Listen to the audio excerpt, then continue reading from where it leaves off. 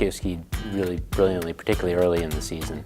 That race at Bates, he was fast on the first lap and faster on the second lap, and towards the end of the second lap we knew he was in contention and had a shot at even being on the podium, and it was a really exciting, it was amazing to watch him race. It's a hard thing to do, to be fast across really 8 or 10 weeks of racing, particularly at the level that he wants to be fast.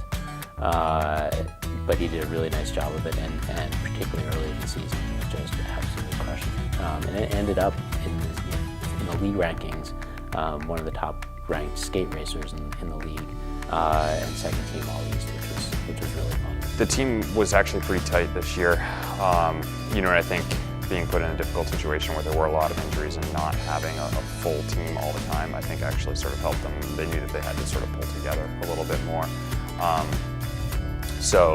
I think it was, it's nice to develop team chemistry. You don't want to have to develop it in that manner or for those reasons, but I think they did a fantastic job supporting each other, given how, sort of difficult the situation was always going to be, having a rash of injuries heading into the season. Peter Weymouth had a good start to the season, skied really, really well right away in some non-collegiate races, which for him at such a young age, being only 17 until the middle of January, that was a big plus for him, because international ranking points and stuff that he scored in those races are going to actually really help him over the next few years in the collegiate races, because that's part of how the start order is determined. Rachel was that was on her list of goals from last year, and something that at this time last year we were talking about as something that we wanted to see if she could make.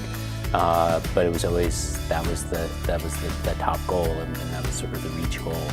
And it was fun to watch her put together a season that got her there. You come to the end of your season and you start looking towards next year, and the end of our season had a lot of promise for next year, because I think what we saw were a lot of those people in that next cohort who are going to have to take the place of our graduating seniors, and people who have been sort of highlighting the team for the past couple of years made real jumps. A lot of people almost half the team had personal best finishes in the last weekend of racing. We had people who finished 10 and 15 and 20 places higher than they had been finishing the year before. So it's really nice to see that it's a large jump, and it's great to see that next cohort of skiers coming along, because I think those are going to be the people who are going to be scoring for us next year. And they showed at the end of this year, in particular, that they're ready to do that. Kelly, amazingly consistent this year.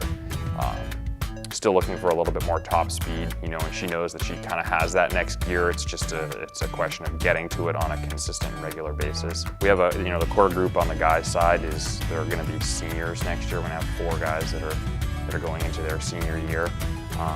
And we've got some good skiers coming in as well.